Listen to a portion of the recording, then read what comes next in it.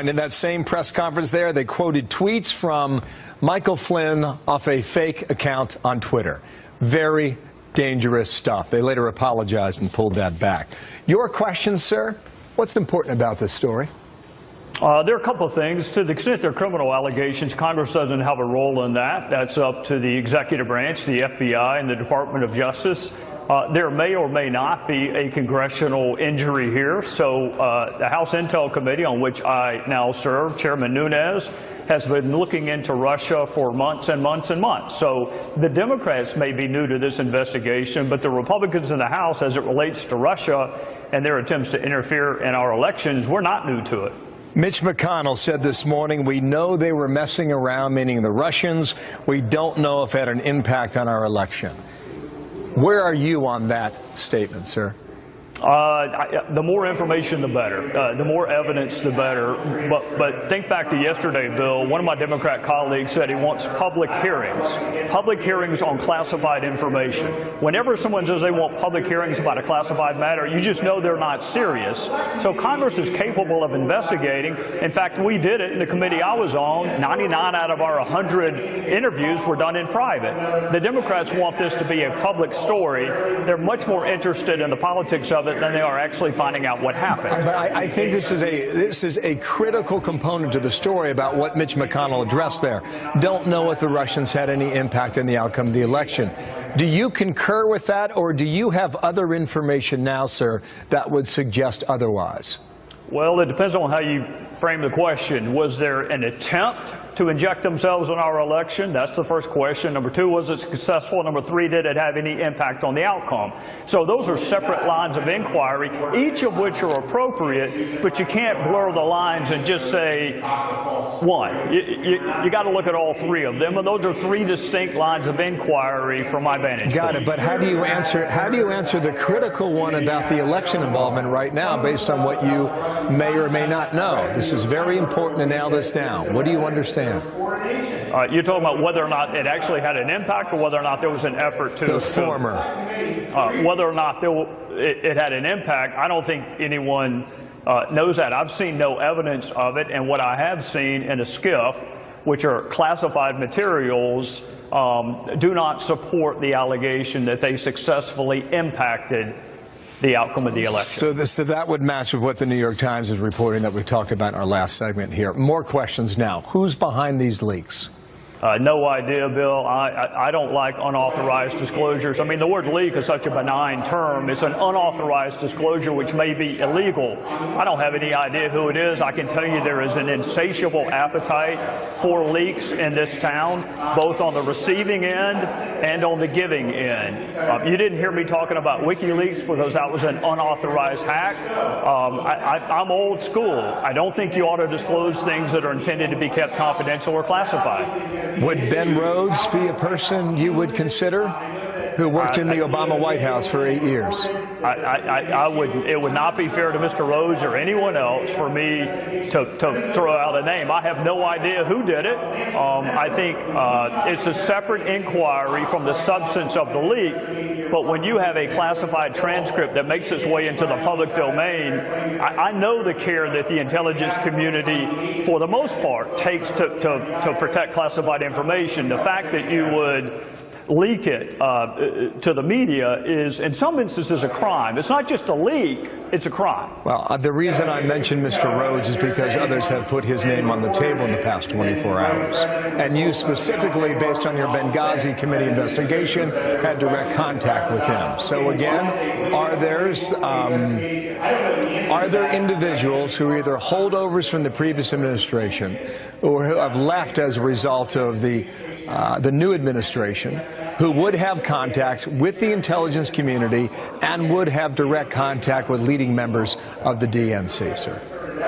There are dozens of people who would have access to this information, but it's not fair to them for me to guess whether it's Ben Rhodes. I heard a DOJ employee's name mentioned. It's just It's not fair for me to name someone's name when I have no evidentiary support for even naming their name. Let's leave that there for the moment. Will there be a select committee or not? Mitch McConnell seems to suggest that the Senate Intelligence Committee can handle this on their own. Where are you on that now? We have a select committee. It's called the House Intelligence Committee. It is selected by the Speaker himself. It is a highly coveted committee.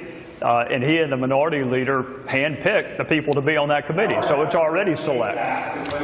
Sir, thank you for your time. I can tell the PA system is working there on Capitol Hill. Thanks for fighting through that. Yes, sir. Thank you. And your patience. You bet. Trey Gowdy on the Hill. More to come on this, sir. Some of you I've read about on the covers of business magazines. And it's great to have you here. Thank you very much. I'm pleased to host all of you at the White House. The CEOs, you're some of the great CEOs of our country and the biggest in the retail industry, which is very important to the country. It's supporting millions and millions of jobs.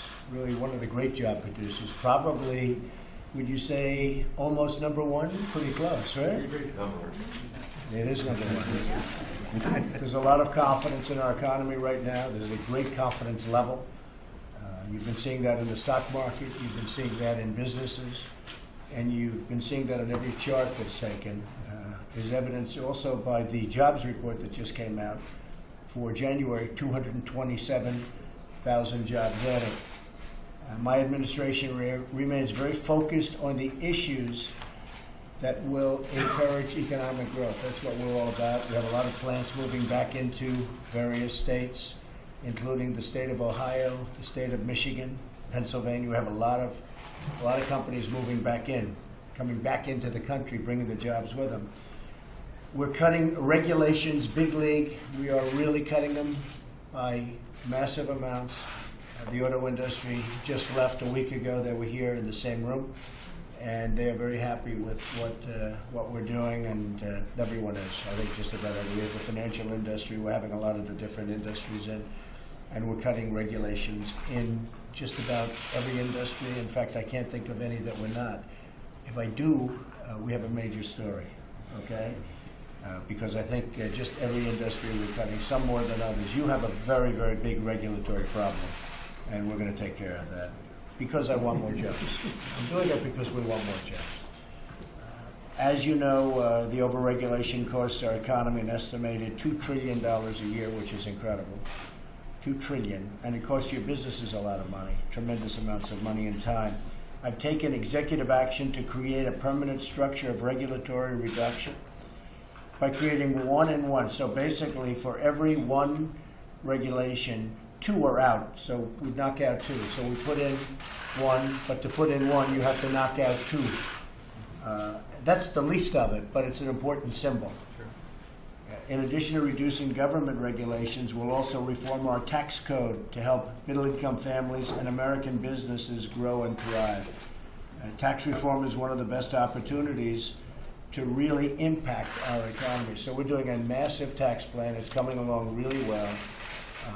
It'll be submitted in the not-too-distant future, and it will be not only good and simpler, it'll be, you're talking about big numbers of saving. And we're talking also middle income and very much for business.